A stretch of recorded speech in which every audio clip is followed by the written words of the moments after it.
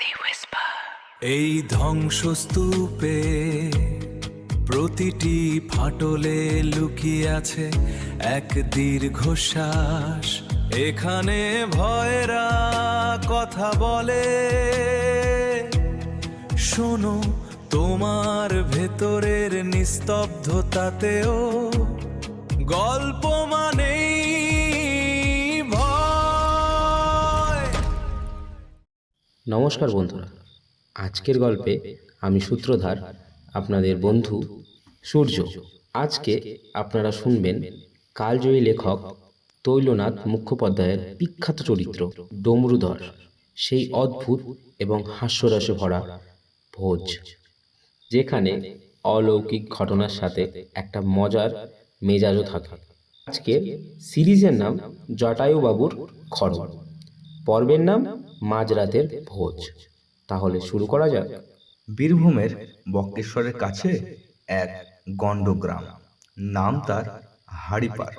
সেখানে এক পুরনো ভাঙা শিব মন্দিরের চাতালে এসে আস্তানা গেড়েছে এক জটাধারী সাধু। গ্রামের লোক তাকে ডাকে জটায়ু বাবা বলে। শোনা যায় বাবা নাকি বাতাসের ওপর দিয়ে হাঁটতে পারেন আর শ্মশানের ভূতেদের সঙ্গে বসে তাসও খেলেন। অর্ণব, সূর্য আর সিংহরায় এই তিন বন্ধু মিলে ঠিক করলো বাবার একটা ইন্টারভিউ নেবে তাদের ইউটিউব চ্যানেলের জন্য। কিন্তু বাবা শর্ত দিলেন, অমাবস্যার রাতে শ্মশানের ধারে পঞ্চবন্ডির আসনে বসে কথা বলতে হবে। তোমরা বাবা পারবে তো?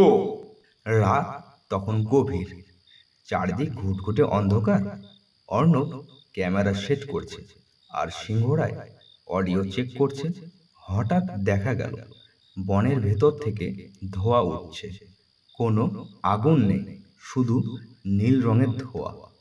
আর সেই ধোঁয়ার মাঝখান থেকে ভেসে আসছে এলাহি রান্নার সুগন্ধ।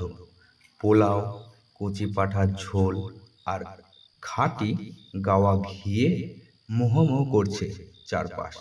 সূর্য নাকে গন্ধ শুকে বলল, আরে, এই শ্মশানে এত রাতে রান্না করছে কে? জটায়ু বাবা চোখ বুজে হেসে বললেন, আহ আহ আহ আহ আহ। ওটা গন্ধ নয় রে বেটা, ওটা হলো ভোজ। আজ মেছো ভূত আর গলা কাটা ভূতের বার্ষিক ভোজ। তোরা যাবি নাকি খেতে? সিংহরায় হাসতে হাসতে বলল, বাবা, ঠাট্টা ছাড়ুন, এই জঙ্গলে আবার কিসের ভোজ? বলেই সে টর্চের আলো ফেলল ধোঁয়ার দিকে।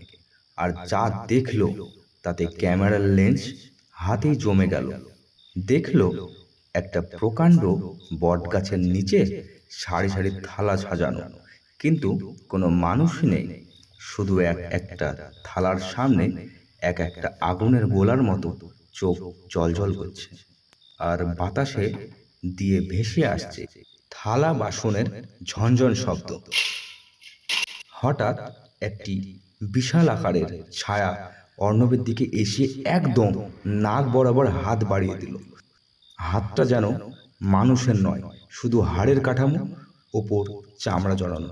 সেই ছায়াটা ভাঙা গলায় বলে উঠল, লবণটা একটু কম হয়েছে খোকন, তোদের ব্যাগে লবণ আছে? প্রথম পর্ব এখানেই সমাপ্ত। পরের পর্বে কি হবে? তিন বন্ধু কি সেই অশরীরী ভোজে যোগ দেবে, নাকি নুন নিতে গিয়ে কোনো নতুন মহাবিপদে পড়বে? দেখতে হলে দ্বিতীয় পর্ব অবশ্যই শুনুন।